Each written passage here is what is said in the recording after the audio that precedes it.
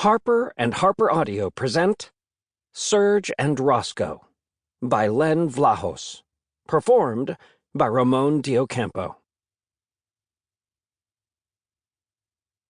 To my boy Loki, who may not be as daring or smart as Serge and Roscoe, but who knows how to make me smile daily.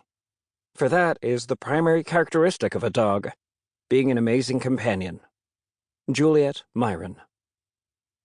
For Shay, Cheyenne, and every dog, and even every cat, that has been part of my family.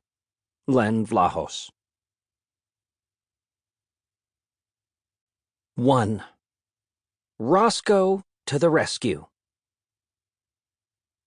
Roscoe put his nose in the air.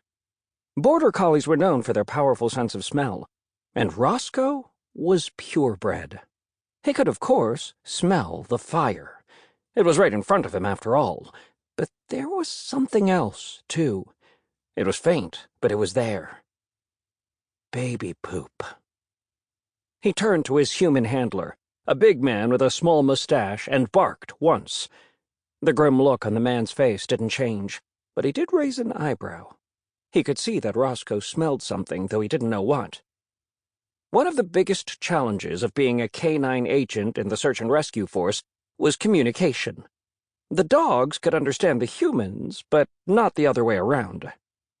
A wall of hedges stood in front of Roscoe and the handler. On the other side of the hedges, the house was on fire, and Roscoe was sure there was a baby inside. Roscoe knew his training. Never go through a bush during a fire. You don't know what's on the other side. The dogs were taught, in the few words the humans actually used to give commands, that wind could blow flames in, setting a shrub ablaze in a matter of seconds. If you got caught in the middle of it, you were toast. Literally. Roscoe thought of something his hero, Big Wayne, once said. "The chance of making a shot you don't take is 0. Big Wayne was a golden doodle, and the most famous veteran of the force. It wasn't that Roscoe liked to break the rules. It was that sometimes he just had no choice. There was a baby in that house.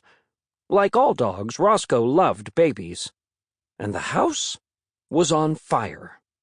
This was not the time for following rules. This was the time for saving lives. Roscoe looked at his handler, barked again, and took his shot. He dove under the hedge. His handler let out a muffled, "No!" But there was no turning back now. Roscoe dropped to his belly and slid under the lowest leaves. But with his face almost out and his butt barely in, a branch snagged on Roscoe's vest. For a moment, he felt trapped. He panicked. Then he remembered way back when he was a brand-new recruit at the training academy and he was on the obstacle course. He was scrambling over a wall, and he lost his footing, and his vest got tangled up. He hung in midair, spinning like a ceiling fan on a slow summer's day. That was more embarrassing than scary, but the memory of it was enough to stop Roscoe from losing his cool now. He controlled his breathing and used his teeth to free his vest from the snag, and just like that, he was through. With the hedge and his handler now behind him, the heat and smoke were overwhelming. He did a quick survey of the house. 2 stories, an open front door up a short stoop, flames visible through a first-floor window, and smoke coming out of several other windows. He checked the air again, using his nose to pick up the smell of the baby poop. 2nd floor, back center. That's where the little one had to be. Time to go.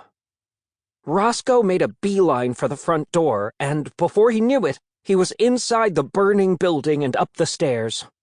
This was another big no-no. On entering an active rescue scene, take a moment to look around and identify where the danger lies. That was the rule. It was, Roscoe thought, a stupid rule.